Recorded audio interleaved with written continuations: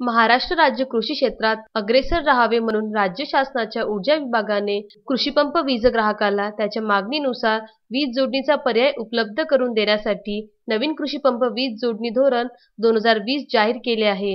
या धोरणानुसार कृषीपंपाच्या वीज बिलात सवलत देण्यात येत असून सुधारित थकबाकीच्या 50% रक्कम भरल्यास उर्वरित रक्कम माफ करण्यात येणार आहे।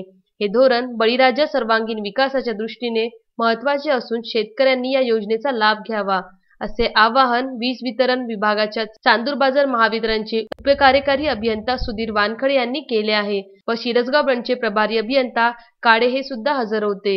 या धोरणातील ठराविक वैशिष्ट्यानुसार 30 मीटरच्या आत सर्व कृषीपंप ग्राहकांना तात्काळ वीज कनेक्शन देण्यात येईल।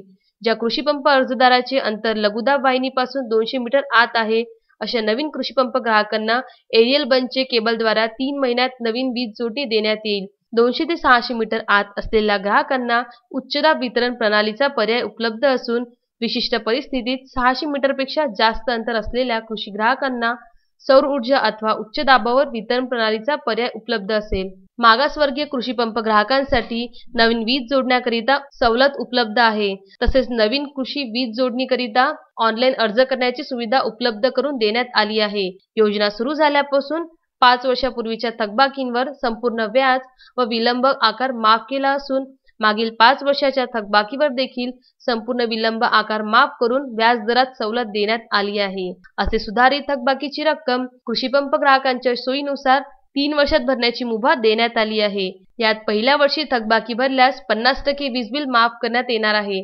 पहिल्या वर्षी पूर्ण रकमेचा भरणा न झाल्यास दुसऱ्या व तिसऱ्या वर्षी देखील वीज बिलात अनुक्रमे 30% व 20% सवलत देण्यात येणार आहे। कृषीपंप ग्राहकांकडून वसूल झालेल्या थकबाकीच्या 33% रकमेचा वापर संबंधित ग्रामपंचायत क्षेत्रात व 33% रकमेचा वापर जिल्ह्याचे पालकमंत्री व महावितरणच्या अधीक्षक अभियंता यांच्या मंजुरीने जिल्ह्यातील कृषीपंप ग्राहकांकरिता पायाभूत सुविधा अद्ययावत करण्यासाठी वापरल्या जाईल।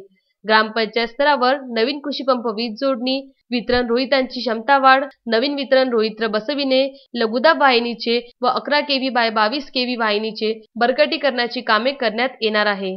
तसेच जिल्हा स्तरावर उपकेंद्रामध्ये स्टेशन पाईप व कॅपॅसिटर बसवणे, तसेच खराब झालेले कॅपॅसिटर बदलणे, उपकेंद्रामधील अतिरंग बसविणे, उच्चदाब लिंक लाईन उभारणे इत्यादी कामे व उपकेंद्रामधील देखभाल व दुरुस्तीची कामे करण्यात येणार असल्याचे महावितरणाकडून कळविण्यात आले आहे। विदर्भ न्यूज ब्युरो, चांदूर बाजार।